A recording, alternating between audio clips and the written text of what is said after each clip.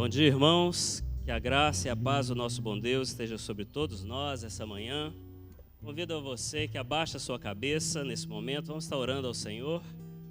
Vamos nos aquietar aí, né? Abaixe sua cabeça. Você criança também, ore ao Senhor agora. Peça a Ele que venha falar aos nossos corações essa manhã. Amém?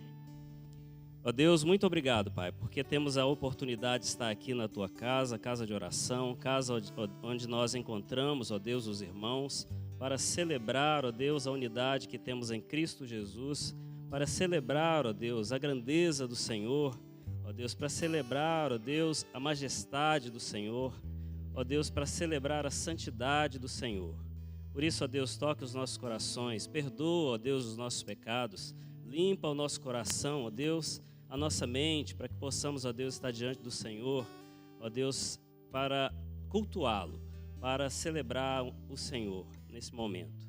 Ó Deus, que o Senhor toque os nossos corações, que ache em nós, ó Deus, um coração fértil para receber a Tua palavra, que ela possa, ó Deus, fazer transformações no nosso ser, na nossa vida.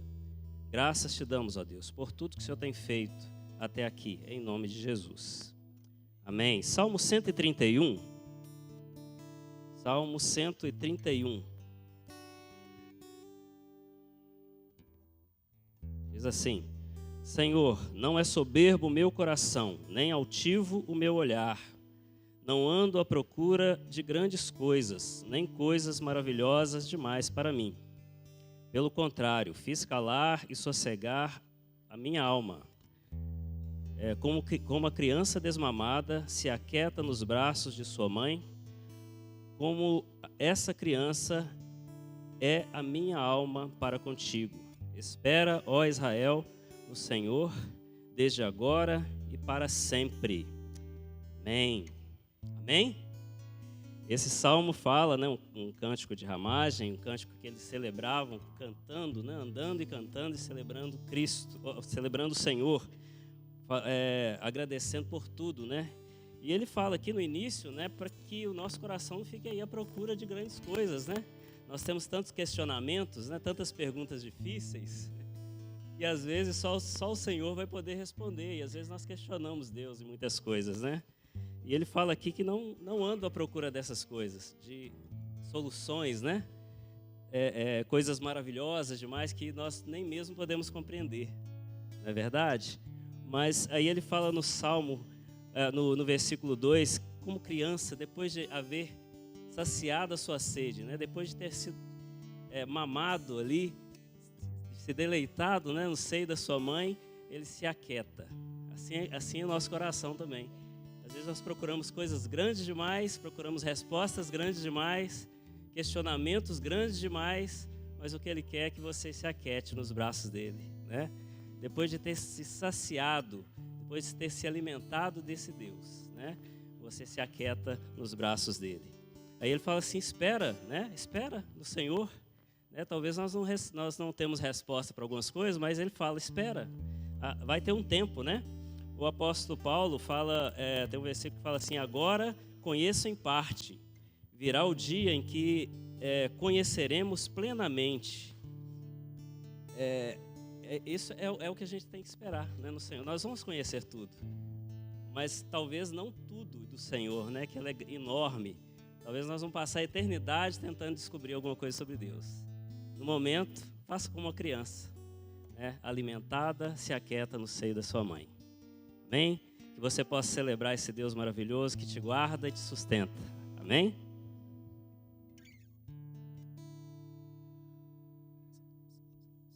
Bom dia, irmãos. A graça e a paz do nosso Senhor e Salvador Jesus Cristo. Se coloque de pé. Vamos cantar a Ele a uma só voz. Nesse dia tão importante para nós, o dia do Senhor.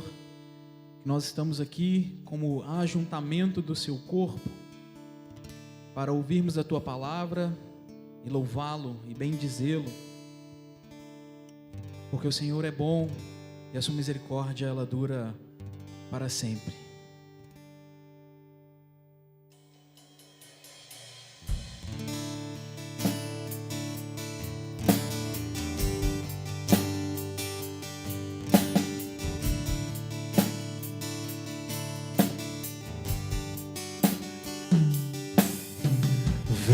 sopra sobre nós teu sopro, reunidos neste ajuntamento, honra e santifique este momento com a tua igreja que é o teu povo. Faz teu rio de paz correr no meio destes que por fé vem bem dizer-te, e a uma voz oferecer-te teus louvores, súplicas e anseios. Tu és o Senhor de toda a glória, hoje e sempre como foste outrora. No correr da história, revelando seu amor, Deus bendito, Rei e Salvador. Deus bendito, Rei e Salvador.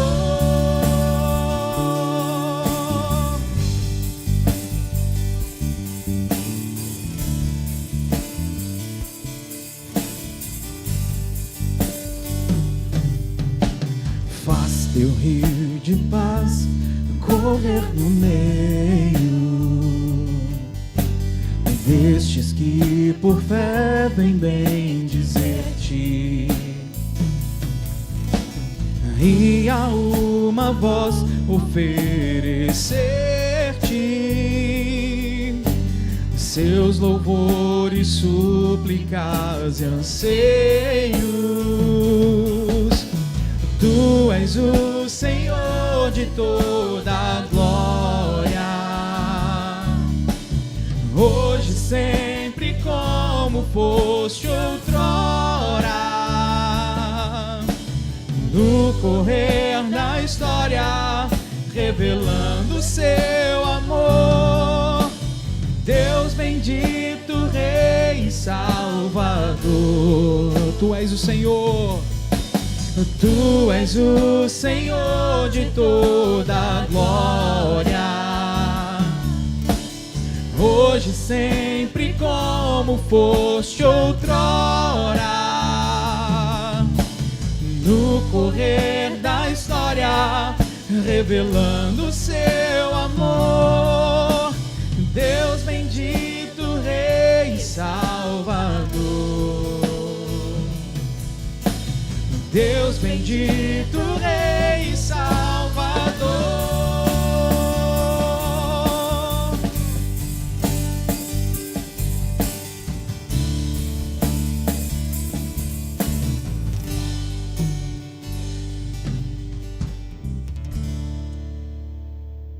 Glórias a Deus. Obrigado, Senhor. Mantemos agora a glória e a majestade do Senhor.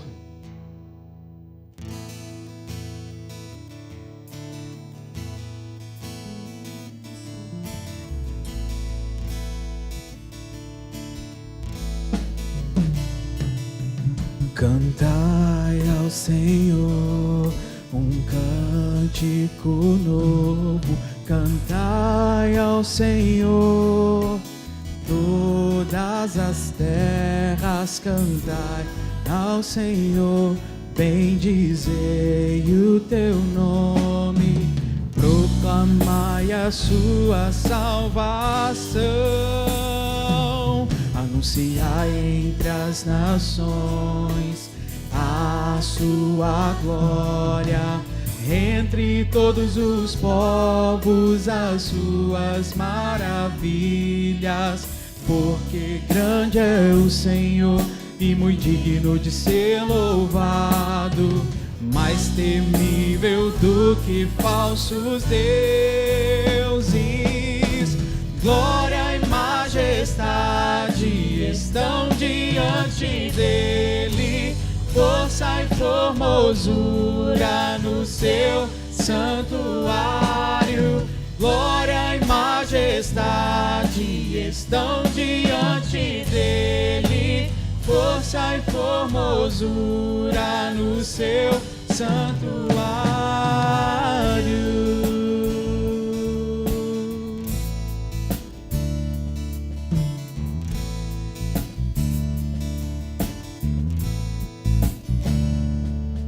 Cantai ao Senhor um cântico novo, cantai ao Senhor todas as terras, cantai ao Senhor, bendizei o seu nome, proclamai a sua salvação,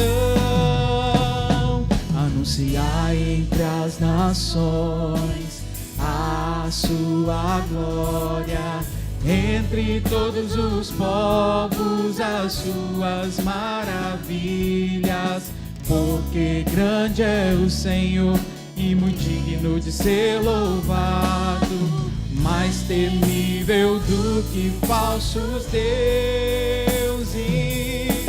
Glória e majestade estão diante dele, força e formosura no seu santuário.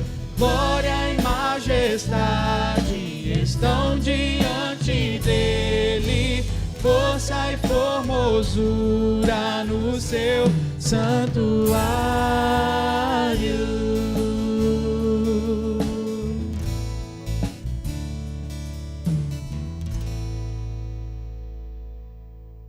O Senhor é bom, a Ele toda glória, toda majestade.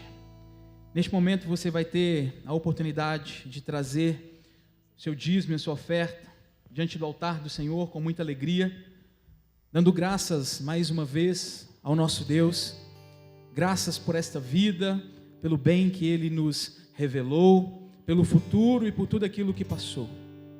Nós cantamos ao Senhor porque Ele é bom em todo o tempo, ainda que nas adversidades ou nos momentos bons das nossas vidas. Cante ao Senhor. Aproveite que você vai vir até aqui à frente, cumprimente o seu irmão que está do seu lado, dê a ele um bom dia, um sorriso bem bonito, em nome de Jesus.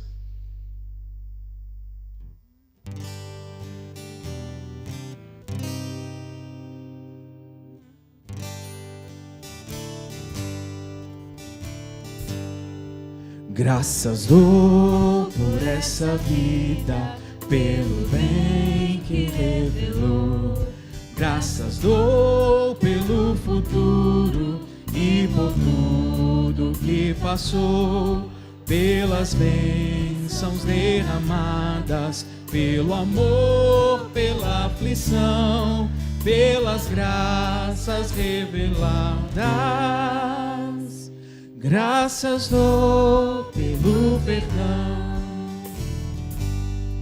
graças pelo azul celeste e por nuvens que há também, pelas rosas do caminho e os espinhos que elas têm, pelas noites desta vida, pela estrela que brilhou, pela prece respondida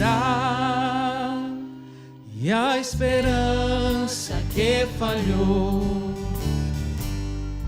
pela cruz e o sofrimento e a final ressurreição, pelo amor que é sem medida, pela paz no coração, pela lágrima vertida e o consolo que é sem par, pelo dom da eterna vida.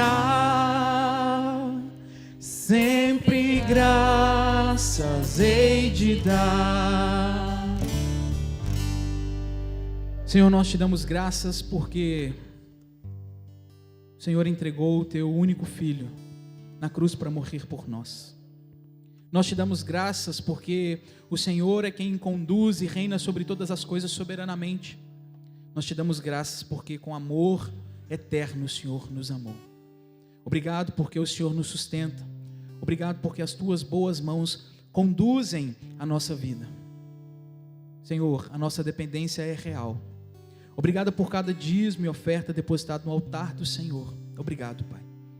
Pai, não deixe faltar nada à mesa daqueles que são fiéis ao Senhor. O Senhor é fiel à tua palavra. Glória seja dada ao Senhor por isso. É no nome do teu Filho, Jesus Cristo, que nós oramos. Amém e amém. Pode se sentar. Você que é o nosso visitante, né? Só levanta sua mão aqui para a gente conhecer. Tem ali os nossos eternos visitantes aqui, né? Mas alguém aqui a primeira vez, né, que está nos visitando? Não, né? São conhecidos aí. Sinta-se à vontade, você que já é conhecido nosso, né? Nós temos a igreja está de portas abertas, estamos de braços abertos. Você que quer conhecer um pouco mais da nossa igreja, né? Nós temos uma classe especial para que você possa conhecer a nossa doutrina, que nós chamamos de classe de catecúmenos, classe de novos membros, né? Você é bem-vindo nessa classe, você conhecer um pouco melhor aquilo que nós pregamos, aquilo que nós cremos, tá? Se você quiser, nós podemos matricular você nessa classe, tá joia? Nós vamos fazer aquele momento de agradecimento, de louvor a Deus pelos nossos aniversariantes. Você que fez aniversário aí durante essa semana, vem aqui à frente, fica aqui do meu lado direito. E você que recebeu também uma bênção, né, especial de Deus, e você quer vir agradecer a Deus com o coração grato ao Senhor, né? Vem aqui à frente, fica aqui do meu lado esquerdo, a gente vai estar agradecendo, louvando a Deus pela sua vida. Estou.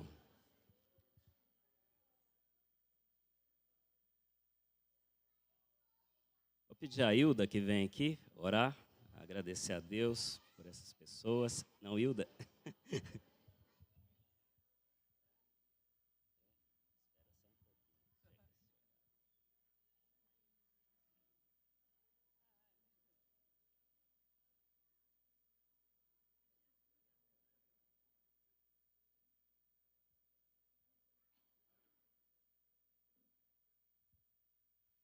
Pai querido, nós te louvamos, ó Pai, pelo privilégio tão grande que temos de estar aqui na casa do Senhor nessa manhã. Muito obrigada, obrigado porque o Senhor tem cuidado de nós, ó Pai, muito além do que nós merecemos, ó Pai. Obrigada pelo teu amor para conosco, Senhor. Te louvamos de maneira especial por essas pessoas que estão aqui à frente, ó Pai, cada um com um motivo especial para agradecer ao Senhor, ó Pai. Louvamos ao Senhor, ó Pai, pela maravilha que o Senhor fez na vida de cada um, ó Deus. Muito obrigada, Senhor. Que o Senhor continue cuidando, ó Pai, da vida deles de maneira especial, ó Pai, e colocando, ó Pai, no nosso coração, no coração de cada um deles, gratidão, ó Pai. Gratidão, ó Pai, pelas mínimas coisas que o Senhor trata, que o Senhor faz na nossa vida de maneira individual, ó Pai. Derrama a tua bênção, a tua graça sobre a vida do teu povo, ó Pai. Obrigada por aqueles que fecharam mais um ciclo, ó Pai, que fizeram mais um ano de aniversário, ó Deus, muito obrigada, porque o Senhor cuidou, ó Pai, deles, ó Pai, de maneira especial, que a tua bênção esteja sobre eles em mais esse ano, abençoando todos os projetos, ó Pai, tudo, ó Pai, todos os planos do coração deles, ó Pai, que sempre, ó Pai, possa estar dentro do propósito, ó Pai, do temor do Senhor, ó Deus. Que o Senhor possa estar abençoando a nossa aula, ó Pai, que teremos agora, usando cada professor, ó Pai, e que o coração de cada aluno esteja, ó Pai, sensível para ouvir a tua palavra e ser tratado pelo Senhor. Em nome de Jesus. Amém. Amém. Rafael, por favor, venha aqui à frente. Tem um aviso importante aí para dar para os pais, né?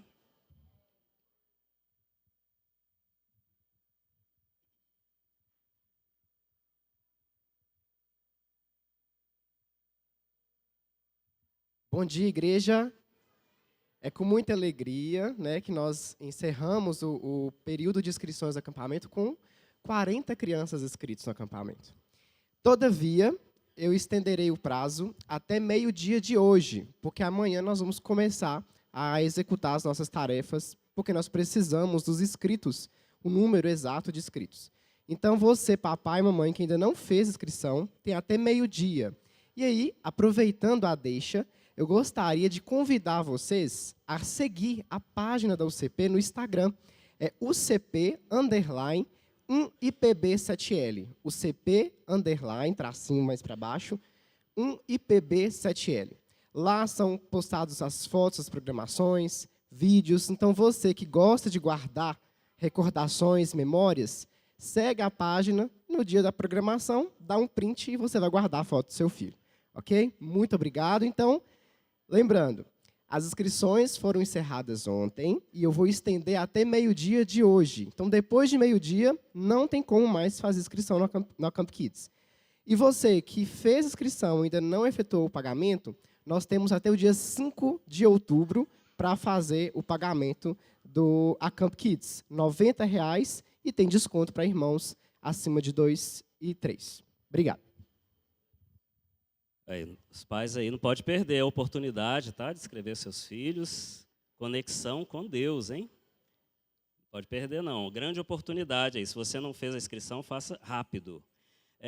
Nós teremos a nossa eleição para diáconos, né, de 4 diáconos, 5 diáconos aqui na igreja, e o papel, né, da igreja não é fazer campanha, né?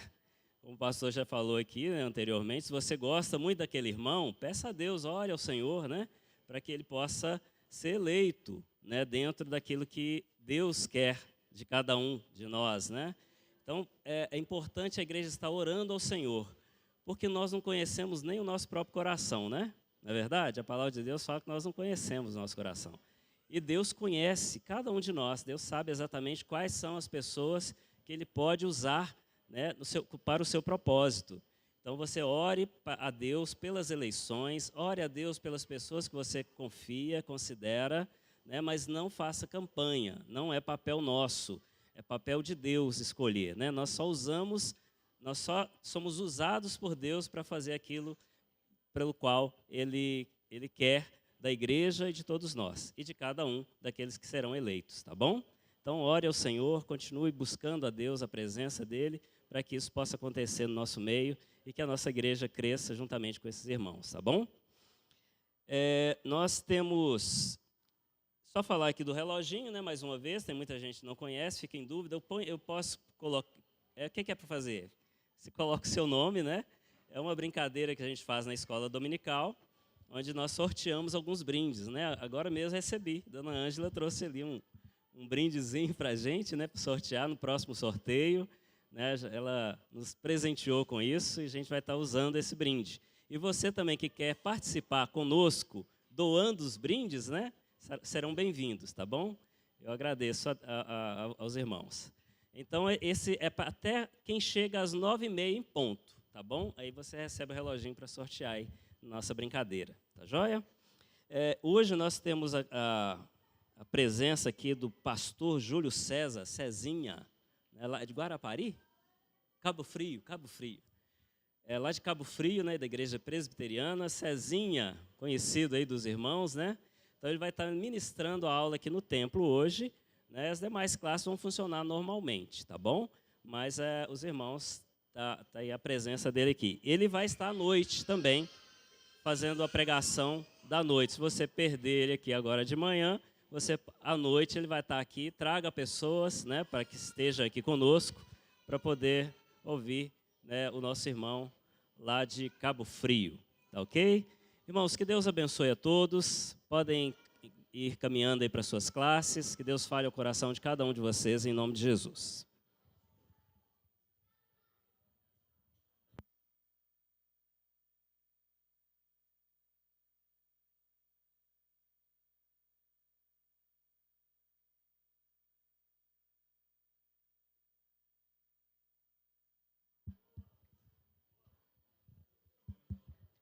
Irmãos, a aula vai até às 10h05, tá ok? Então fica 11h05. 11h05. Acho que esse... Som, alô, 1, 2.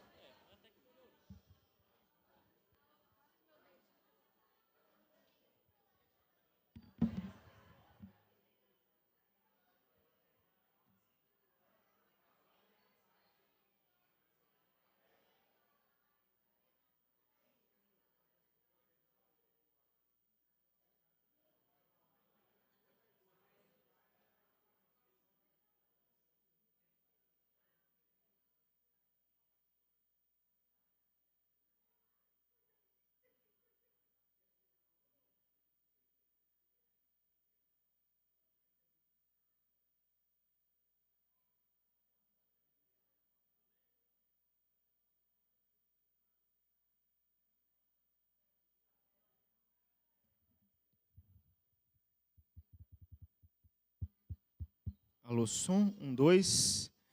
Pastor Júlio César é amigo nosso. Ele, já falei em algumas pregações aqui, né? Ele é pai dos trigêmeos, Pedro, Tiago e João. E Deus tem conduzido.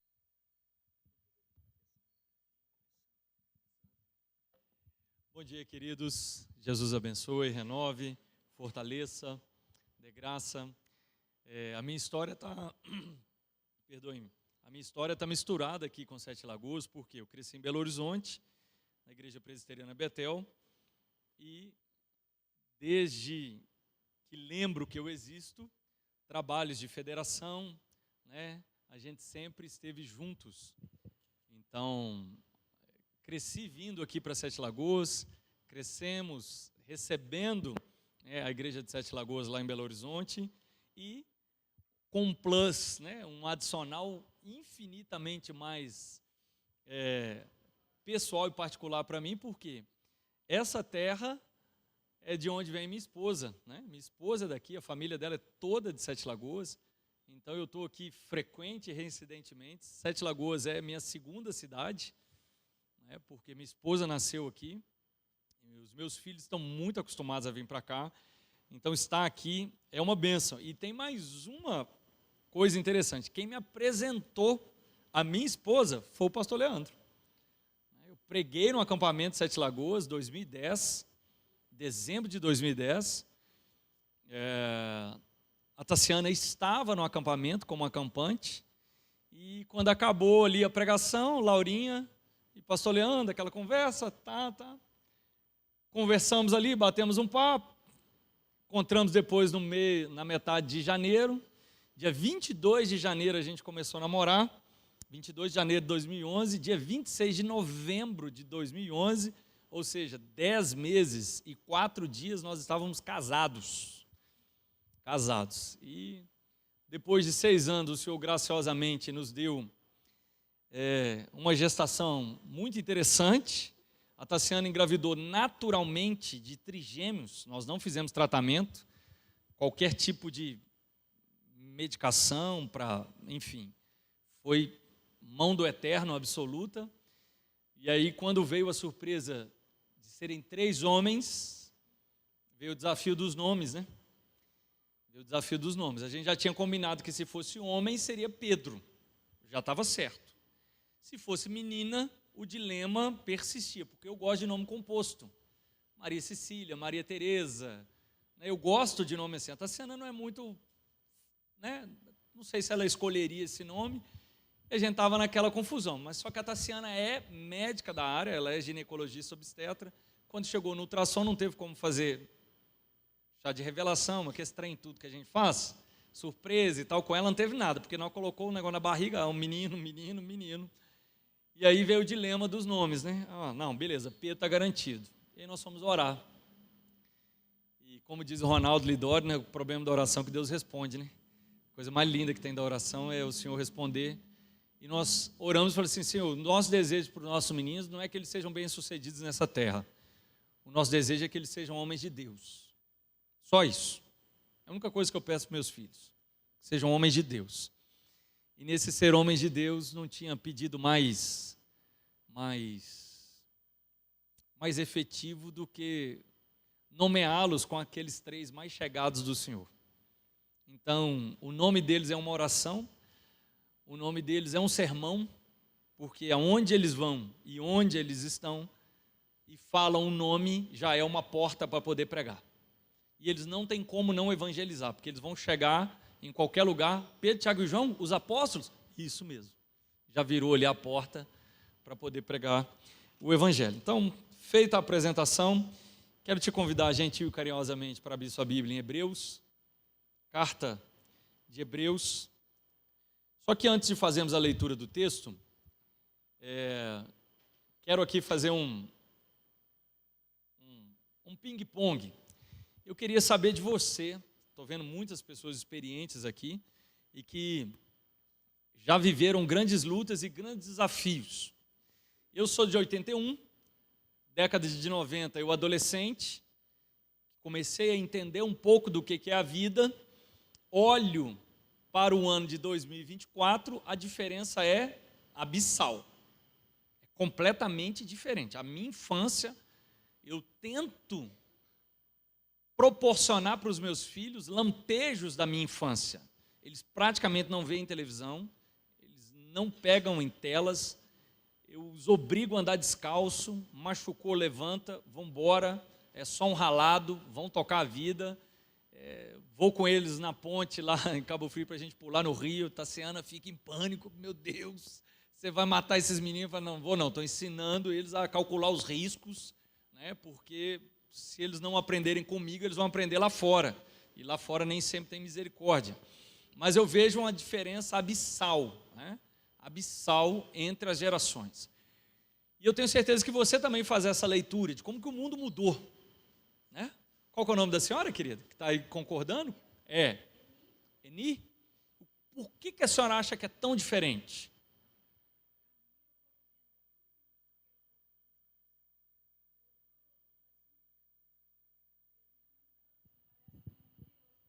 De cabeça para baixo. E a gente ouve.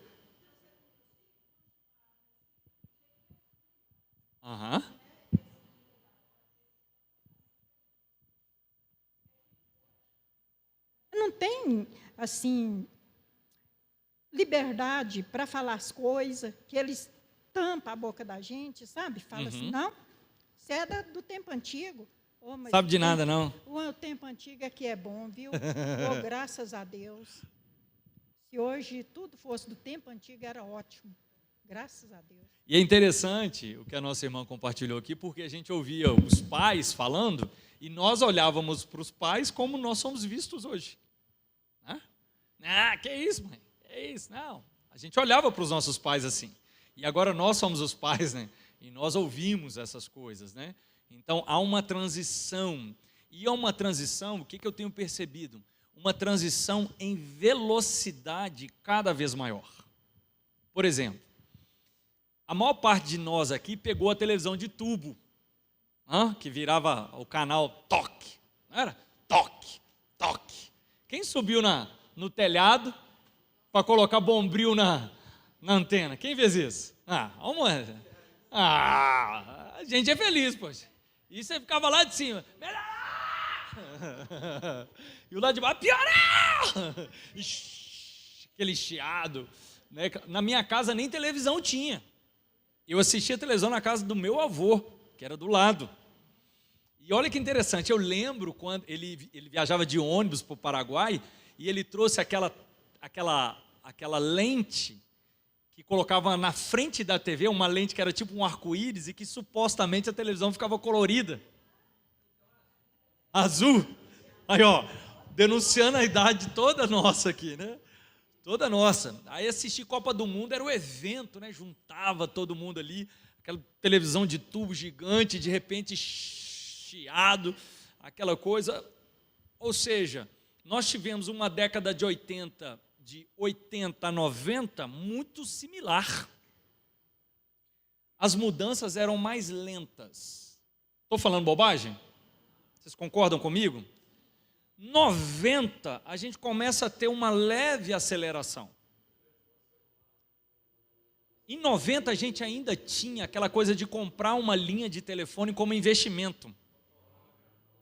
Vem o PT 550, depois vem o StarTAC, aí depois vem o V90, o V900, né, aqueles telefones que pendurava na cintura. Caríssimo. Eu lembro que minha mãe comprou uma linha de telefone fixo e que essa linha, ela financiou durante 60 meses. Olha isso, 60 meses para poder pagar a linha de telefone fixo. E ligar era uma aventura, você tinha que pegar o telefone e desligar, porque a conta era cara. Aí, 94 para 95, vem o computador personal, né? Que é o famoso PC, Personal Computer, né? Vem aquele computador pessoal. 95 para 96, a internet começa a ser democratizada com a internet discada. né? Aquela internet de escada. Quem baixou coisa na internet é daquela época. Para baixar uma música de 4 megas, você colocava à noite e ficava ali a noite inteira no outro dia de manhã. Você conta isso para um menino de hoje e fala assim, não, você estava na caverna, você era o homem de Neandertal, né? Você fala com um menino hoje, é uma coisa dessa, ele fica chocado. Que a gente particionava uma música em 2 disquetes. Né? Quem usou disquete aí para levar trabalho para a escola, para a faculdade. E a década de 90 tem uma leve acelerada em relação à década de 80, e aí chegamos nos anos 2000. Na hora que virou 2000, irmãos, parece que a turbina encheu, entrou nitro no negócio e virou uma loucura, porque 2000 fez assim, ó, 10 para 20, foi 220 por hora, e agora de 20 para 30 a gente está perdido. Fala um cotô, para um codô, vou, dom que eu vim, né? Estou até com saudade do Mineirês, porque lá eu estou em Cabo Frio, pastor, qual é, pastor? Caraca, maluco, a conversa é só assim, né? Então, estou com saudade do nosso Mineirês, estou com saudade. Né? E agora a gente está meio assim. Espera aí, que mundo é esse?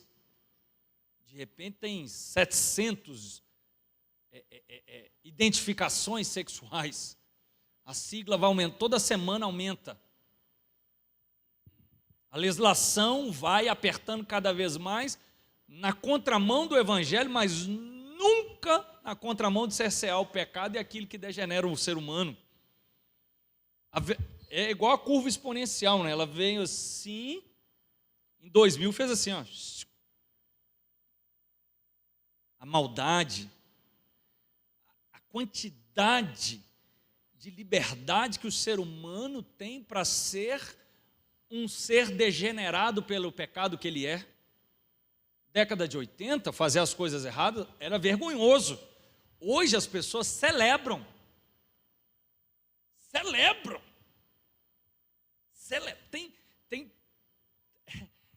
Tem influencers digitais.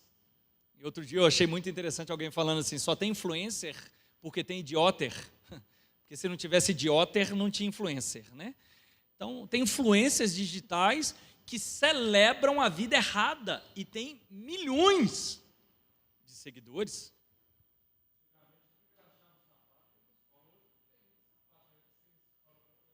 Ótima observação. Para chegar na escola tinha que ser impecável. Impecável.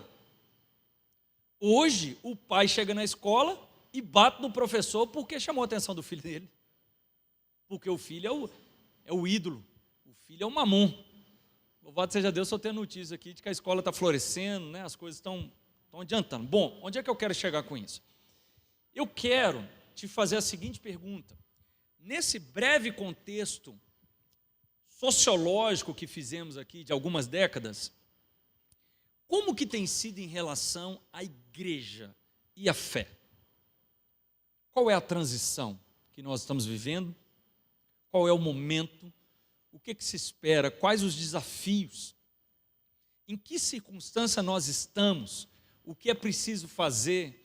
Nós estamos progredindo, avançando, estagnados, recuando? Enfim, não sei. O que você pensa desse contexto de transição de uma sociedade que nós não temos nem comunhão, a gente não sabe nem que sociedade que existe hoje? Tem um livro do Marcos Copesca, que é o Pastor na Modernidade Líquida. O pastor, quando faz a leitura da sua sociedade, ele já está atrasado porque ela mudou. Quando ele compreendeu aquela sociedade, ela deixou de existir, porque agora já é outra, de tão rápido que são as mudanças. A tecnologia multiplicava antes, de 50 em 50 anos, passou para 40, 30, 20, 10, e a tecnologia está multiplicando agora assustadoramente de 2 em 2 anos. Exames, enfim, todas as áreas. Mas a igreja está inserida nesse contexto. O evangelho é para ser pregado e vivido em qualquer geração, em qualquer era. Em todo o tempo nós teremos adversidades para o evangelho. Agora, nós fomos plantados nesta geração, que está transicionando para uma outra, mas nós estamos plantados aqui. Qual é o desafio que nós temos? Eu queria te ouvir. Quem quer falar? Um de cada vez. Robson. Aguenta só um pouquinho o microfone aqui, é porque está sendo transmissão boa. O fato de termos muitas informações e, em contrapartida, baixa comunicação, hoje as pessoas tendem a pegar a informação pela internet, por tudo, e, ao mesmo tempo, a gente não tem se comunicado, não está tendo essa, creio, por conta da... Fala muito e compreende pouco. Esse falta de tempo, né, que realmente é o mal do século, e a gente fica buscando, e assim, eu particularmente, a falta de tempo é um vilão, e ela tem diminuído essa comunicação com pessoas, e louvado seja Deus, o pouco tempo que eu tenho, que eu sou uma pessoa que estou no meio das pessoas, então assim, eu sempre deixo a minha deixa ali, e tentando falar de Jesus, falar daquilo que eu creio, e entendendo que aquele momento é um momento oportuno. Boa. Quem mais? Aqui, ó, à minha direita. Como o senhor falou, pastor, a questão da modernidade líquida, Zygmunt Bauman, ele descreve isso na sociedade, né? Hoje, eu acho que o maior desafio da igreja, e o que eu estou enfrentando em casa, é a questão de manter os valores que Cristo deu. Porque muda muito rápido. Hoje, a sociedade ela tem muita mistura, a gente não pode falar, como a irmã ali falou, né? Ela comentou que se a gente abre a boca, a gente é vetado. E manter os valores, eu encontro o meu maior desafio, porque eu quero pregar o que Jesus ensinou. Mas hoje, o que Jesus ensinou para muitas pessoas é errado. Essa questão dos influencers aí que vive, que celebra essa vida errada, aí lá fora isso é normal. E dentro da casa da gente, a gente prega outra coisa, mas a gente vive em uma sociedade. Então, como manter a igreja nessa sociedade líquida, sem valores? Os valores mudam com muita facilidade. Isso, para mim, é o maior desafio. Tem um bom livro do Charles Swindoll que chama Firme Seus Valores. É um ótimo livro para ler e renovando os compromissos diante do Senhor. Boa, muito boa observação. Mais alguém quer compartilhar? Pois não, minha irmã querida. É o seguinte, a igreja evangélica hoje está muito desacreditada, porque nós temos pastores que são donos das igrejas, que ficam milionários, que pregam prosperidade e que, na verdade, não pregam a palavra de Deus e não creem que a Bíblia é a única regra de fé e prática. Então, realmente, antigamente, eu, pelo menos, tinha prazer de falar que era evangélica. Hoje, às vezes, eu tenho até vergonha, porque o evangélico hoje está fora de moda. Qual é o nome da senhora, querida? A nossa querida Hilda, que é a nossa anciã aqui, né, que merece toda a nossa honra, fez uma observação muito interessante, que inclusive foi um alerta do Senhor, que quando ele se ausentasse, lobos vorazes invadiriam o rebanho. O apóstolo Paulo alerta o jovem Timóteo na segunda carta, no capítulo 4, ele diz assim: prega a palavra, insta, quer seja oportuno, quer não, porque chegará o tempo em que as pessoas se recusarão a dar ouvidos à verdade e cercar-se-ão de falsos mestres e andarão como que sentindo coceira nos ouvidos.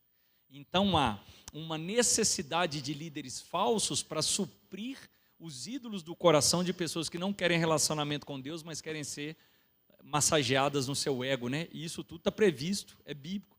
O bom da Bíblia é que a Bíblia não enganou nada, não deixa nenhuma lacuna, gente, e é nesse ponto que eu quero chegar. A Bíblia não deixa nenhuma lacuna do que nós estamos vivendo, nada, não tem uma ponta solta da palavra. Mais alguém quer compartilhar? Boa, deixa eu só passar o microfone para você aqui, para o pessoal que está em casa ouvir.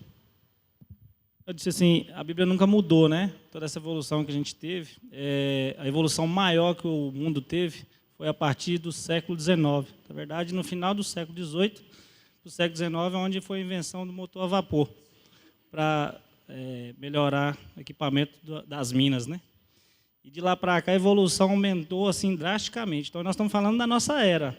Mas antes de nós, ainda teve um pessoal aí que viveu uma evolução muito grande também. Lenta, igual você falou, mas que a nossa está bem diferente. Mas a Bíblia continua a mesma desde da 0 hora que Cristo morreu.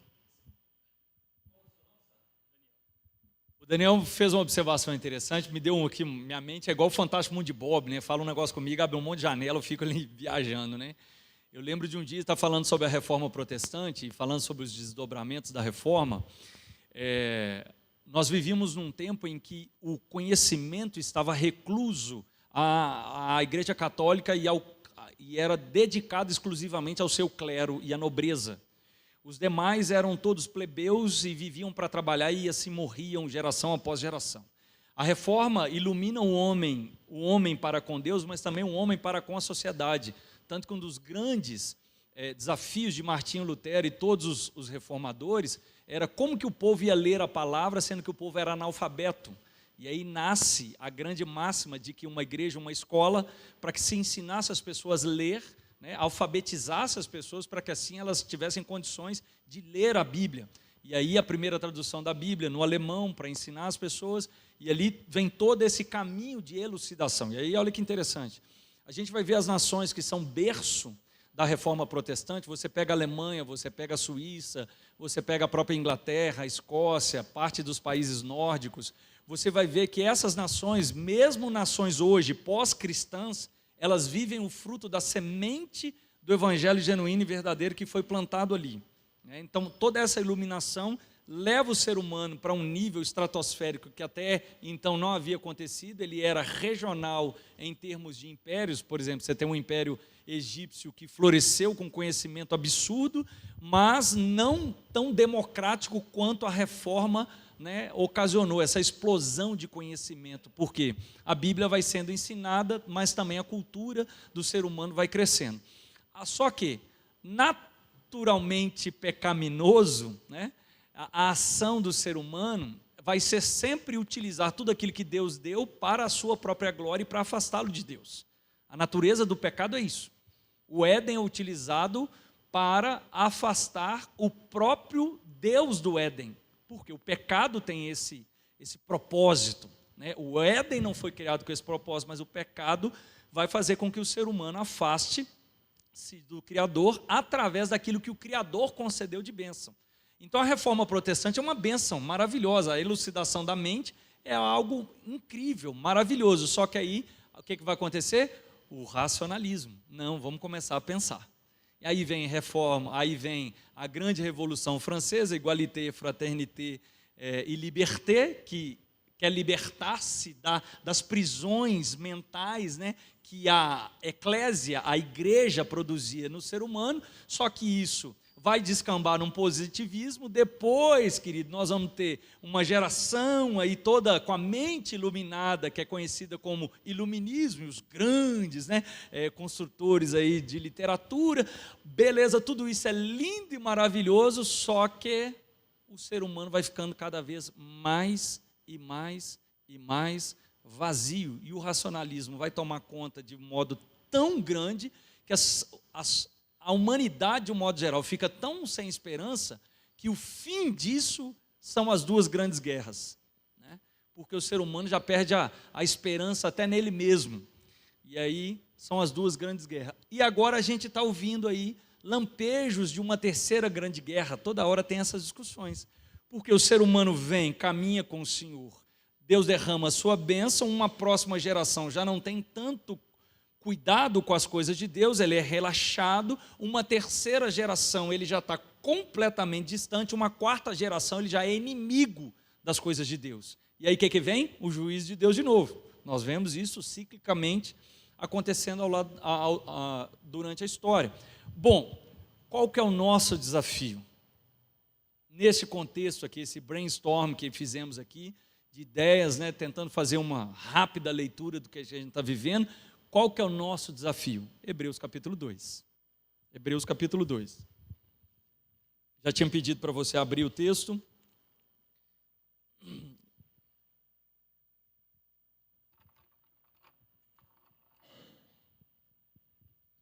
Nós vamos fazer a leitura aqui dos versos 1 a 4.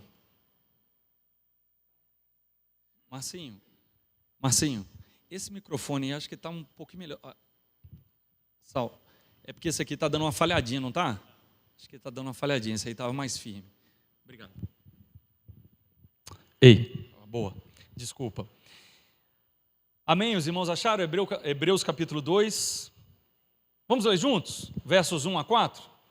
Vamos lá, que nem na brincadeira de roda de criança. Um dolaci, vamos ir? Por esta razão, importa que nos apeguemos com mais firmeza às verdades ouvidas, para que delas jamais nos desviemos. Se, pois, se tornou firme a palavra falada por meio de anjos, e toda transgressão ou desobediência recebeu justo castigo, como escaparemos nós se negligenciarmos tão grande salvação, a qual, tendo sido anunciada inicialmente pelo Senhor, foi-nos depois confirmada pelos que a ouviram, dando Deus testemunho juntamente com eles, por sinais, prodígios e vários milagres e por distribuições do Espírito Santo, segundo a sua vontade. A carta aos Hebreus é um grande dilema e enigma no meio da igreja, porque a sua autoria não tem uma confirmação, uma testificação de quem de fato a escreveu. O contexto da carta é talvez mais simples do que a sua autoria, porque há aqui uma tensão, a sensação, quando você senta numa toada só, você lê a carta inteira, a sensação que tem é que a geração está começando a dar uma esmorecida. Está vindo um negócio firme, daquele testemunho, aquele impacto. Pedro recebe a transformação do Espírito, está ali pregando um sermão, 3.000 pessoas são visitadas pelo Espírito, transformadas, a igreja passa a ter os melhores problemas. Você imagina, o pastor Leandro vai ali, culto da escola, 1.500 pessoas na assembleia que você falou? 1.500 pessoas, dessas 1.500, 800 são não crentes, ele prega, poder de Deus, aquele povo converte, no outro domingo tem 800 pessoas aqui querendo ouvir a palavra. Os presbíteros começam a arrancar o cabelo, os diáconos ficam desesperados, andando igual barata tonta, o que nós vamos arrumar? Deixa eu te dizer uma coisa, são os melhores problemas que uma igreja pode viver, são os problemas mais incríveis. Vão fazer o culto na rua, não dá para ouvir, dá sim, o Senhor falava para milhares e o povo ouvia. Falta é fé na gente. Falta, muitas vezes, é a gente voltar para a palavra e crer que aquilo que Deus fez lá atrás, Ele continuou fazendo hoje. Mas você imagina, a igreja estava vivendo essa situação. Os diáconos são instituídos por causa de uma reclamação das viúvas helenistas. Quem eram essas helenistas? Pessoas de origem grega, porque elas não estavam sendo assistidas no carinho, no cuidado, no suprir as suas necessidades. Os apóstolos falam assim, nós não podemos fazer esse trabalho. O nosso negócio é orar, ler a Bíblia e chicote no povo. A gente tem que ficar aqui focado, cada um no seu quadrado. Os diáconos são instituídos para que pudessem dar essa assistência, e a diaconia, para mim, irmãos, é uma das coisas mais lindas que tem na igreja, porque a diaconia é o olhar do Senhor para o seu povo. Porque só o Senhor olha com um olhar de misericórdia. E a diaconia, por excelência, é o olhar de misericórdia. É aquele que carece de um abraço, de uma visita. Diácono não é porteiro de igreja. Diácono não é chaveiro da igreja. Diácono não é zelador. Diácono é zelador do povo de Deus. Do povo, não das coisas. Isso aqui é prédio. Isso aqui é prédio.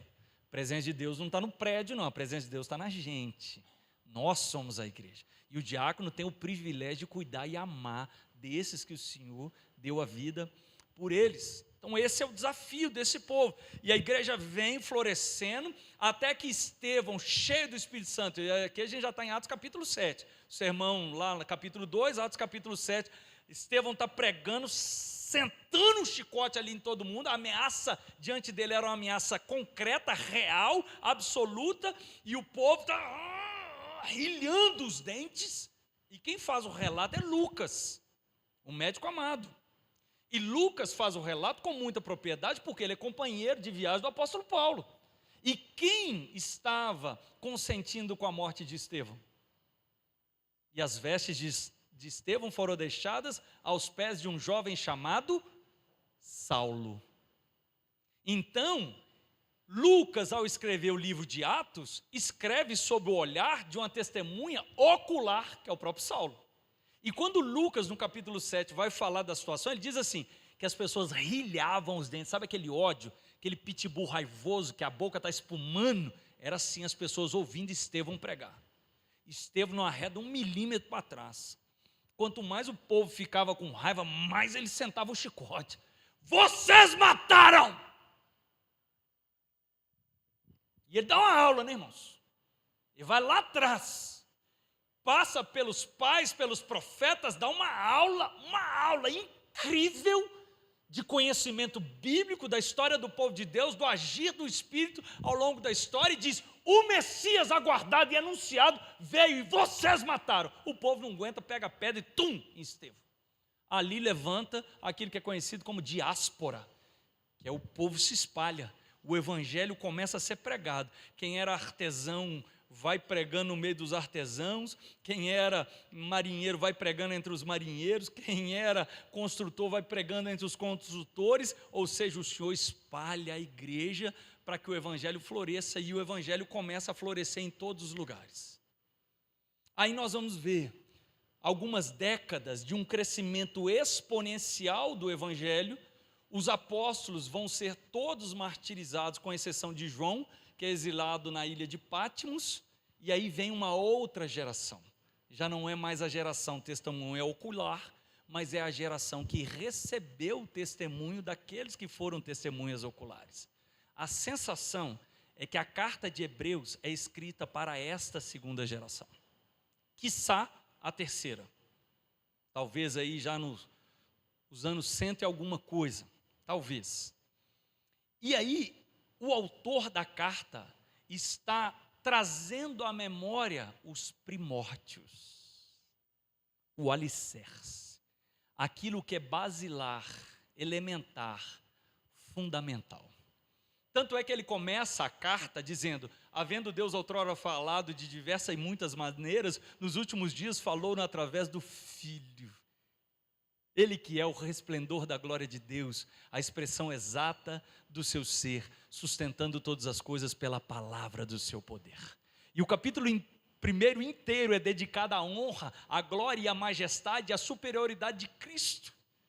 Toda a carta, na verdade, vai enaltecer essa superioridade de Cristo, porque o que está acontecendo? A seita judaizante que se enraizou dentro da igreja começou a fazer um sincretismo entre o cristianismo e o judaísmo. Não, aceite Cristo, mas continue os rituais de purificação.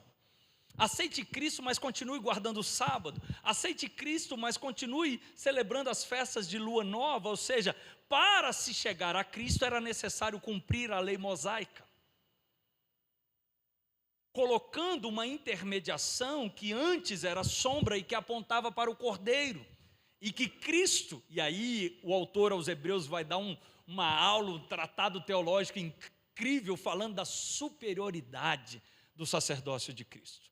No capítulo 14, inclusive, ele vai dizer que a nossa relação tem que ser em absoluta e total dependência, e ele vai dizer assim, tendo em Jesus o sumo sacerdote que adentrou os céus, a gente vai confiadamente se achegar ao trono de graça, a fim de recebermos graça em tempo oportuno. Então, há essa preocupação de trazer a mente daquelas pessoas, a fé e o coração delas, para a centralidade de Cristo em suas vidas.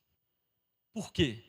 Porque Cristo entrou, mas de repente ele tornou-se uma parte de suas vidas e não a centralidade das suas vidas.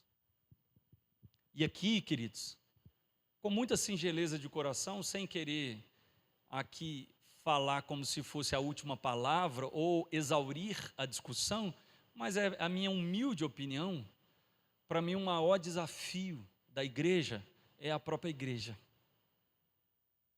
Oswald Chambers disse que o problema da obra são os obreiros. Stanley Jones dizia o seguinte, que O maior inimigo da igreja não é Satanás, mas o subcristianismo. Subcristianismo.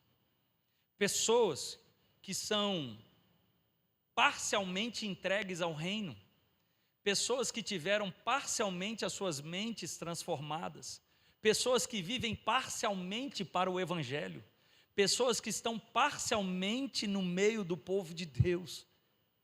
É meio barro e meio tijolo. É meio lá e meio cá. A pessoa que algumas partes do evangelho ela aceita, mas outras partes não. Isso aqui é absurdo demais. Quantas vezes eu como pastor Leandro não tem desse problema, porque as ovelhas dele são todas perfeitas, lindas, maravilhosas. Inclusive, uma das funções dos diáconos ali fora é cortar a asa dos irmãos aqui da igreja, porque a asa cresce demais durante a semana e aí não cabe, né? Aqui é só sumidade. Mas lá, né? Lá tem umas ovelhas assim que não dá, como é um negócio complicado, que você fala sobre pecado, o cidadão fica meio de boca torcida.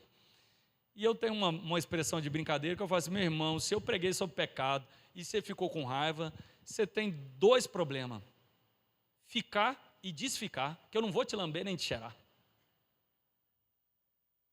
Porque o pastor não pode se prestar um papel vexatório de ter pregado com fidelidade a palavra e implorar para que o outro aceite. Meu querido, você não aceitou? O texto aqui contempla o que vai acontecer com você. O que acontecerá com a gente se negligenciarmos tão grande salvação? Está aqui, ó. A função do pastor é pregar. O servo de Deus é fazer como os bereanos de Atos capítulo 17, averiguar se tem verdade. Se tem verdade na palavra, querido, vai para o canto, vai para o lugar secreto e vai orar com o Senhor e vai mudar de vida. Não fica com raiva do pastor, não. Não fica com raiva do pastor, não, porque ficar com raiva daquilo que o pastor falou é ficar com raiva do Espírito. E aqui eu não estou dizendo que o pastor é o Espírito, eu estou dizendo se ele anunciou com fidelidade a palavra. É a palavra que você está com raiva e não da figura da pessoa. É a palavra. Aqui o escritor de Hebreus está fazendo um alerta muito grande. Olha, quem nós seguimos é Ele, que é o resplendor da glória de Deus, a expressão exata do seu ser, sustentando todas as coisas pela palavra do seu poder. Capítulo 1, verso 3.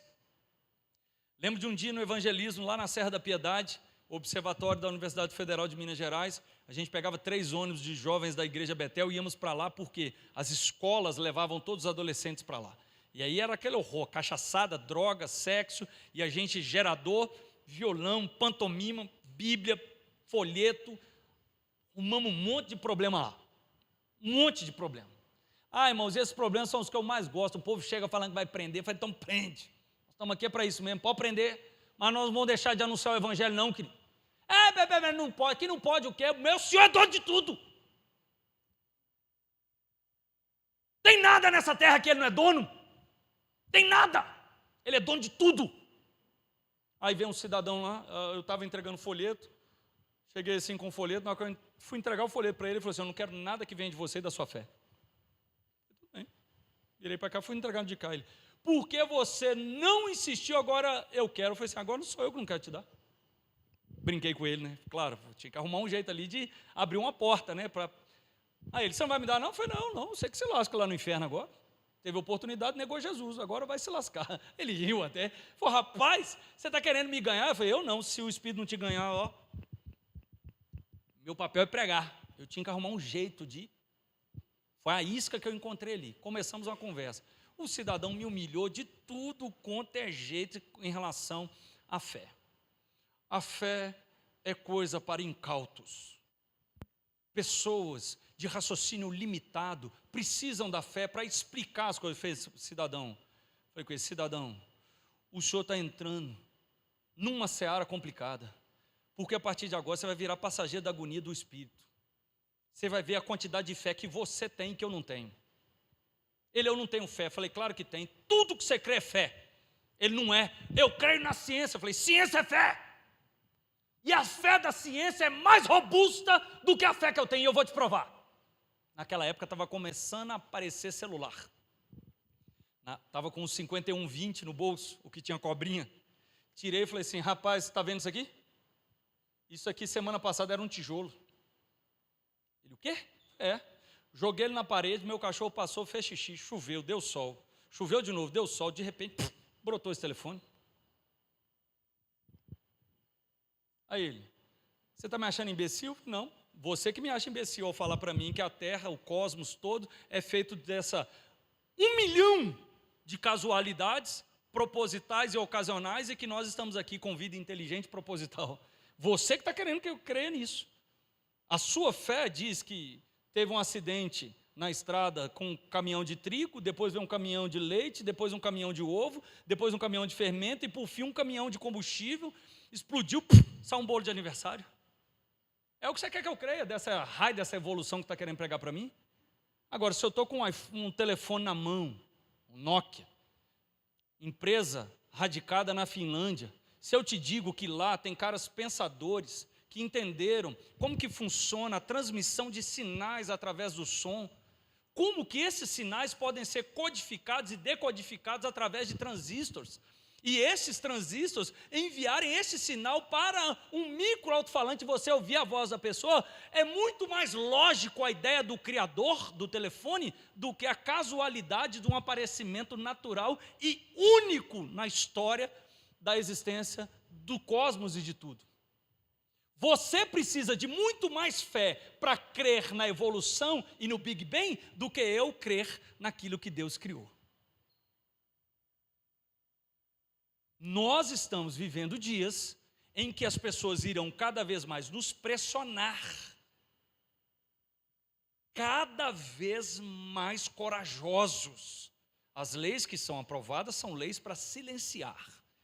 Na época da pandemia, eu tive um amigo que o presbítero ligou para ele: se o senhor abrir a igreja, eu te denuncio para o Ministério Público. Vamos com essa, Leandro. Se fosse eu ia falar assim: é você, Satanás? Eu ia perguntar para o cidadão. Porque eu fui estudar a história das outras pandemias e qual foi o papel dos pastores das igrejas. Todas as pandemias, as igrejas ficavam abertas 24 horas e os pastores cuidando do povo. Muitos morreram no exercício.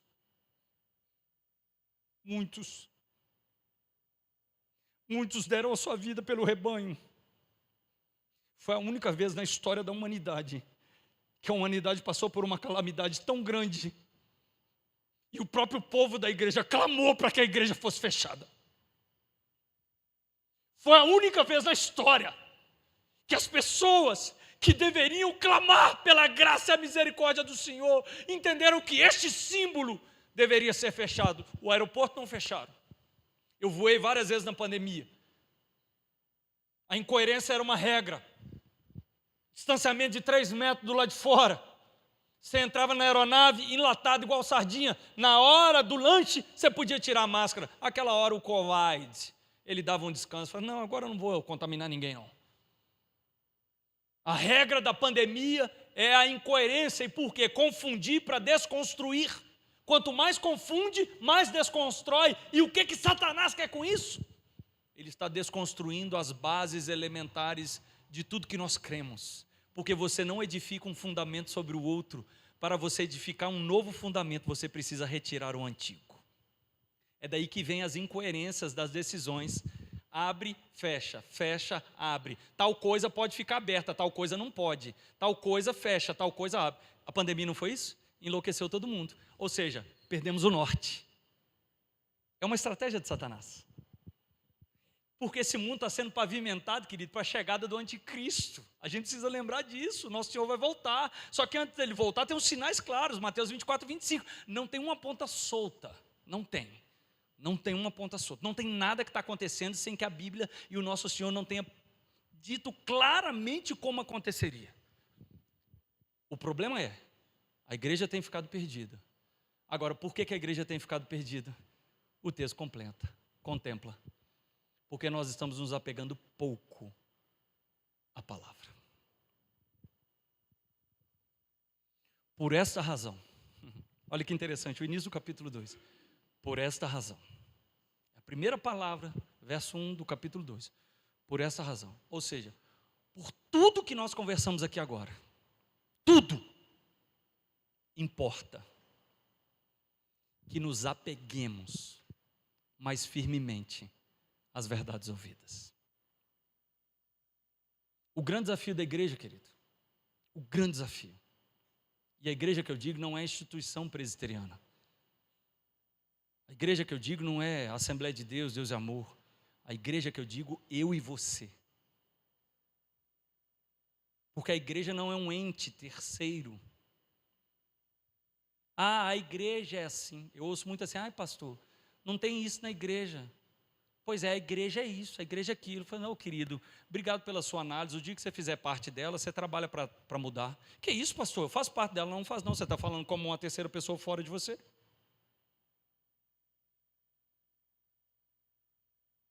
O raciocínio é sempre lá, não é assim? Ah, não tem trabalho de jovens, vem cá trabalhar. Não tem trabalho com crianças, vem cá. Não, pastor, eu quero assistir o culto. Ah, é? Então quem cuida das suas crianças para você assistir o culto não é digno de assistir o culto. É assim que funciona? Porque a igreja é sempre lá. É sempre um terceiro ente. Sempre isso. E aí está o grande problema. Nós fazemos reflexões institucionais e não reflexões pessoais. Quando a gente pensa no pecado, a gente pensa no outro. Ah, fulano tinha que estar aqui para ouvir esse sermão. Tinha não, querido. Quem tinha que ouvir era você. Eu tenho esse perfil, né? Leandro fala, a gente se conhece desde a adolescência, né? Alguns falam comigo que eu sou meio maluco, igual os profetas doidos lá que xingavam no povo e pecado e tá. Hoje eu tô calmo, os meninos, hoje eu tô calmo, tá, querido? Hoje eu tô zen. Tinha que ver antes os meninos, a doideira que era, né, Leandro? Uma maluquice. Maluquice. Mas algumas vezes eu chegava no final do culto, lá na porta da igreja, a pessoa para mim, ô pastor, você mandou um recado para mim? Eu falei, você é crente? Sou. Você veio no culto? Vim. Não te dei recado, não? Ele, não, pastor. Não, as coisas que você falou, você viu tudo para mim. Eu falei, meu filho, se não servir para você, vai servir para quem? Ô, gente, vou provar para você, domingo à noite, aqui pregou, Paraná. Se eu não pregar para você, eu estou pregando para quem? Para quem? Nós somos o quê? Um bando de louco? Que devia estar lá em Barbacena, no manicômio? Claro que o sermão é para quem está aqui. Pastor, você mandou um recado? Mandei não, querido. Eu falei, olha no seu olho, abandona a vida de pecado. Mas a reflexão fica sempre, não é lá, não, fulano, cara, fulano tinha que ter vindo. Cara, hoje era tudo que ele precisava ouvir. Não, meu irmão, sou eu. A igreja hoje está perdida porque eu estou perdido. E qual que é o remédio? Importa que nos apeguemos mais firmemente. Ao quê? A palavra do pastor? Também, se ele estiver pregando com fidelidade o evangelho, mas as verdades. E quando a palavra fala de verdade, do grego aletheia, é aquilo que é imutável. É aquilo que não pode ser acrescido. É aquilo que não pode ser adaptado. A palavra de Deus não faz curva, a palavra de Deus é reta. Mentira é mentira. O povo às vezes vai se acostumando com mentirinha branca, né? Volta e meia eu ouço alguém falando assim, não, pastor, mentirinha branca, que não faz mal para ninguém. Claro que não fazem. Satanás está te aplaudindo, celebrando uma alegria. Não faz mal para os filhos das trevas, agora para os filhos de Deus faz. Não, pastor, é só... Eu estou conversando com os adolescentes. Não, pastor, é só umas bitoquinhas na menina ali, uma gatinha. Aí eu pego pesado com eles e falo, vocês não lêem a Bíblia, porque se lesse a Bíblia, você não estava falando isso. Porque lá em Tessalonicenses o apóstolo Paulo fala do vingador. Você sabe o que é o vingador? Não, sei não, pastor, não lê a Bíblia, então você não sabe. O apóstolo Paulo diz que na matéria sexual, se alguém defrauda o outro, quem vai resolver o negócio é o vingador, é o Senhor. Não, pastor, é só... Pastor, nós não estamos falando mal da pessoa. Nós estamos falando da situação. Não, pastor, eu não sou fofoqueiro. É porque eu só gosto de me inteirar das coisas que acontecem. Não, pastor, que isso? Que isso? Na nossa casa? Pastor, não estou entendendo, meu filho não quer igreja, pastor. Passou o domingo inteiro almoçando o pastor? Miserável. Leandro vai apanhar, trouxe aquele maluco para poder pregar aqui. A culpa é dele. Aí ficou blá, blá, blá, blá. Ah, presbítero, fulano de tal, não sei para quê. Aquilo lá é garçom. Presbítero não é nada, só presta para pegar bandeja de ceia. Tinha que colocar uma gravata borboleta nele. Aí está lá almoçando, aí almoça o diácono, aí almoça o líder do ministério, almoça todo mundo. E a criança está ali ouvindo. A criança está ali ouvindo aquilo tudo. Aí na hora que chega na adolescência, não quero ir. Sabe por quê? O adolescente não suporta hipocrisia. Adultos são mestres na hipocrisia, adolescentes não. Adolescente não. O adolescente, quando vê você falando mal da outra pessoa e você chega e sorri e abraça a outra pessoa, você passa a não ter coerência para ele e ele passa a não te ouvir e ele não quer te seguir. É por isso que é tão fácil de pegar o adolescente e dar para ele um caminho que vai destruí-lo, porque ele está em busca de um ideal perfeito. Quem aqui, quando jovem, não sonhou mudar o mundo? Não, quando eu for pai, vai ser tudo diferente. Não é assim? Quem teve essa ilusão aí? Confessa aí. Quando eu for mãe, não. Quando eu for mãe, eu não vou gritar com meu filho. Ah! Aí vai para o quarto e fala assim, Senhor, que miserável homem, que mulher miserável que eu sou. Aí olha e fala assim, meu Deus do céu, eu falava mal da minha mãe, do meu pai, até ver a pressão das contas, a confusão. Aí, ou seja, naquela época você não suportava hipocrisias. Hoje você entende que a vida é diferente. Não estou te incentivando e nem me incentivando a ser hipócrita. Mas lá atrás, ele quer o ideal perfeito. E é por isso que eles são tão facilmente enredados para fazer alguma coisa. Por que não pegá-los e dar a verdade, o único ideal perfeito que existe, que é Cristo ressurreto dentre os mortos. E que Maranata, ora vem Senhor Jesus, vai voltar para buscar a sua igreja. O nosso desafio é esse, queridos. Voltarmos efetivamente para a palavra. Sob pena de recebermos justa condenação, o texto bíblico contempla. Por esta razão importa que nos apeguemos com mais firmeza, querido. Deixa de ser mochiba. A igreja não pode ser um programa de final de semana. A igreja não pode ser um acessório de alívio de consciência. O reino de Cristo não pode ser para mim e para você que é lugar, nossa, está tenso. Minha vida financeira, quantas vezes eu ouvi isso? Pastor, vou voltar a dar o dízimo. Vou até ser ofertante, porque minha vida está complicada. É a barganha. O cidadão não entendeu o que é gratidão ao Senhor, porque Ele já nos deu. O cidadão está querendo se livrar, ele tem medo do gafanhoto, cortador, migrador, devorador. Aí é por isso que ele vai até o púlpito, então ele vai com medo. Esquecendo-se de 2 Coríntios, capítulo 2, verso 9, que o Senhor ama quem dá com alegria. Deus ama quem dá com alegria. Se tiver com ranço no coração, pode guardar, querido, que é só dinheiro. Aqui é adoração, é diferente. Quem vem aqui à frente, quem transfere, não transfere dinheiro, transfere adoração. É culto, é outra coisa. E você entregar dinheiro sem ter entregado adoração, você ficou mais pobre. Agora, quando você entrega dinheiro como adoração, você enriqueceu sua alma. É diferente. Importa que nos apeguemos com mais firmeza às verdades ouvidas. Não pode ser crente quinzenal. Lá em Cabo Frio, mas eu tenho uma luta. Porque é normal o povo aparecer na igreja de 15 em 15 dias. Aí eu tenho uma igreja no domingo, no outro domingo eu tenho outra igreja. Aí no outro domingo é outra igreja. Eu falo, não pode. Não tem base um negócio desse não, gente. Falei, imagine se você acordar amanhã só com aquilo que você agradeceu hoje. Vai acordar com o quê? Imagine se o Senhor te der, e se o Senhor me der, só aquilo que a gente entrega para Ele. Importa que nos apeguemos com mais firmeza. Aquele que está em Cristo, o que diz 2 Coríntios capítulo 5, verso 17? Nova criatura é. Eis, as coisas velhas ficaram para trás e eis que tudo, é tudo.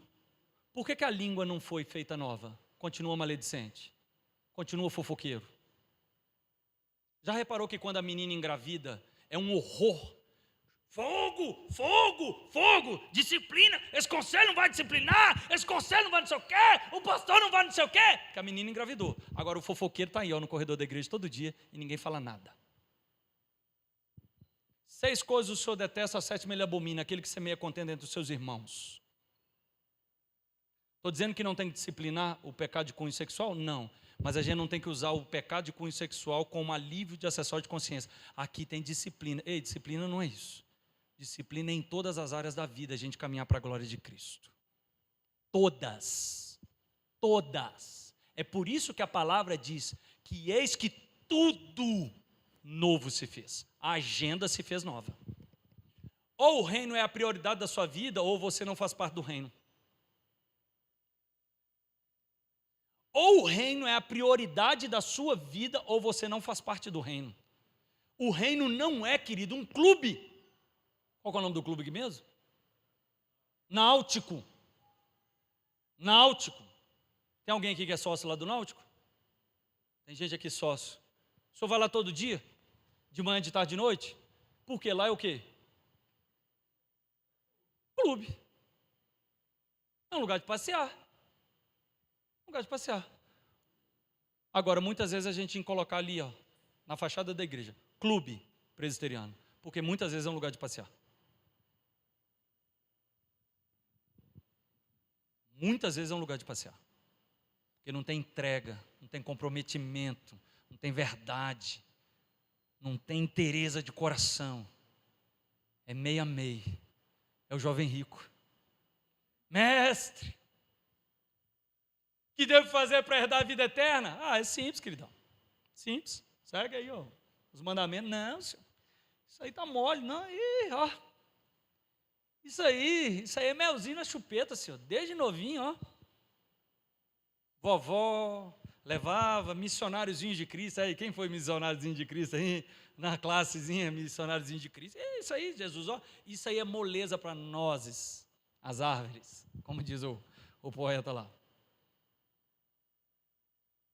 Ah, é? É, então tá bom. Então, só mais um detalhezinho, filho. Um beijo de pulga esse detalhe, tá bom, filho? Tá, não, senhor, pode falar, qual que é? Não, tá tranquilo, ó, se eu faço mais difícil, esse detalhe, beijo de pulga aí é fácil. Não, então você vende seus bens e doa e vem. E aí nós estamos juntos, ó. O que o moço fez? Por quê? Ele era dono de muitas propriedades. Vamos fazer um trocadilho com a frase tão apropriada da nossa irmã? As propriedades eram donas dele. Quem que é dono do seu coração? Quem que é dono da sua mente? Quem? Ou é Cristo ou nada. Importa que nos apeguemos com mais firmeza. Não é meio barro e meio tijolo. Não é mais ou menos crente. Não tem quase salvo. Não tem quase crente. Não tem quase regenerado. Ah, eu quase entrei no céu, mas agora eu estou no inferno. Ou somos de Cristo, ou não somos. O grande desafio da nossa geração não é ter grandes gênios, ilustres e célebres nomes na sociedade. O grande desafio da nossa geração, sabe o que é? Voltar à simplicidade do Evangelho e viver, sabe o quê? A beleza de um Deus que é extraordinariamente comum.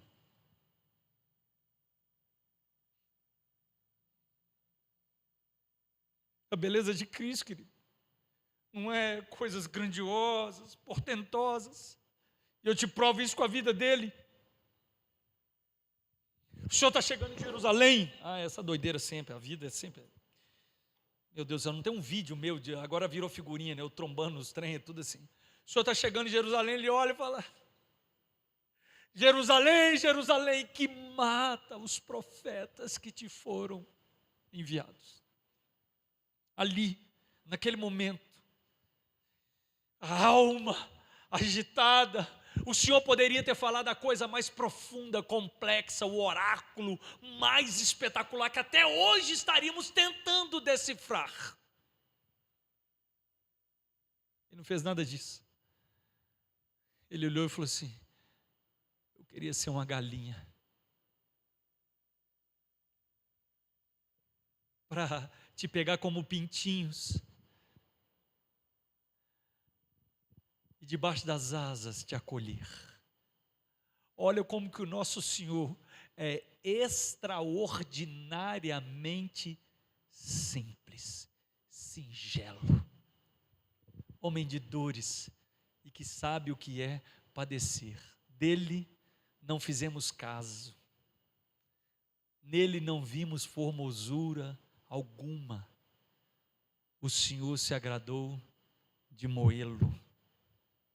É esse o nosso Senhor, querido. O que a gente precisa não é de pirotecnia da fé. A gente precisa de homens simples e mulheres simples que decidiram amar só o Senhor.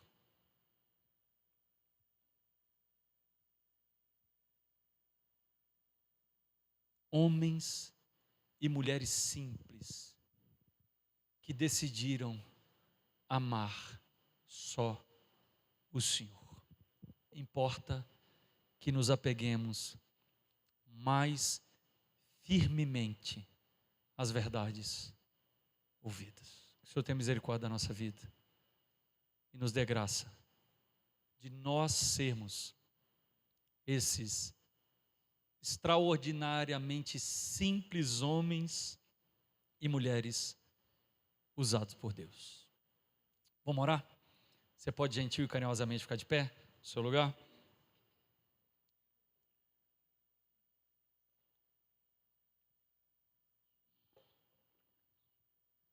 Queria te desafiar a você fazer a sua oração. Você colocar a sua vida diante de Deus, pedir para que Ele ilumine seu coração. Só Ele pode lançar luz aí, querido. Eu não posso e nem quero.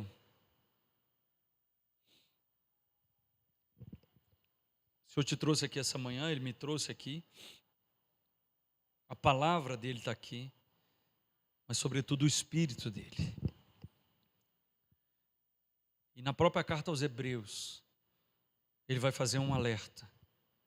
Se ouvirdes a voz de Deus, não endureçais o vosso coração, como foi no tempo da provação.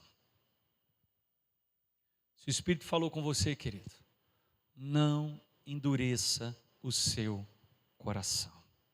Quebrante-se.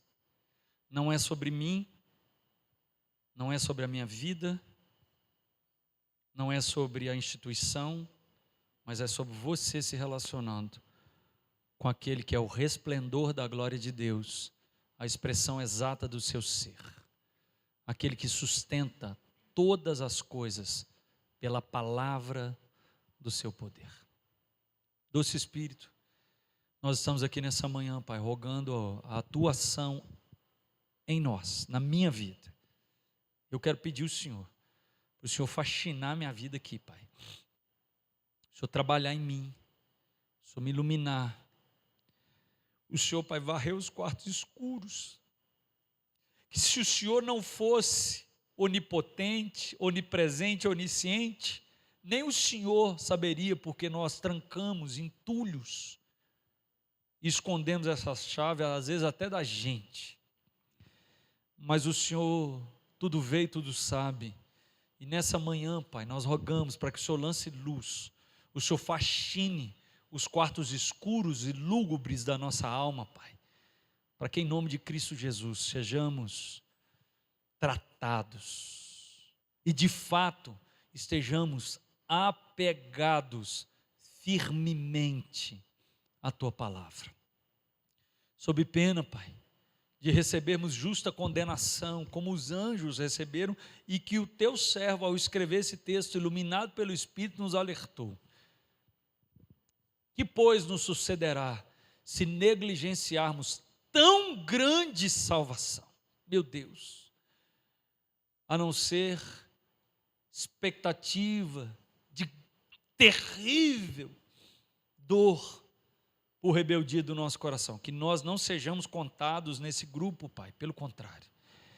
Que o nosso coração seja um coração simples, Pai, coração singelo, coração, Pai, que se curva, um coração, Pai, que se dobra, um coração que busca a ação do Teu Espírito sobre nós, e que, ó Pai, iluminados pelo Senhor, tenhamos dedicado inteiramente a Ti todo o nosso ser, para a Tua glória, até que o Senhor volte.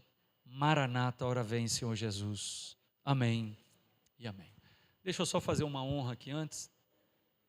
Pastorzão, que alegria estar aqui, ver o senhor, receber uma oração do Senhor.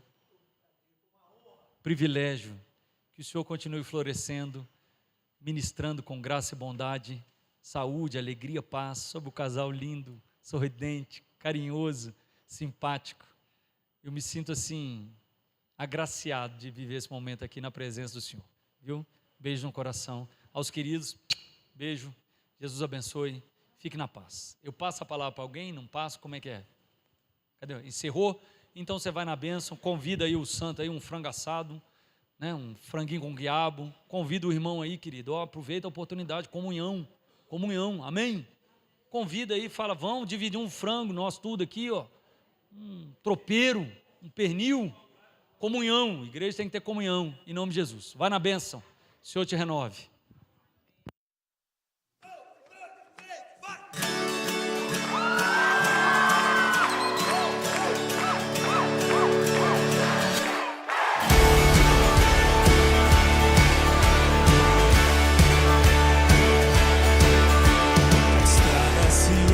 Sua frente, que vento sopre em teu rosto, que o sol resplandeça em tua face, que a chuva caia suave em teus campos, e mesmo ao se levantar sozinho,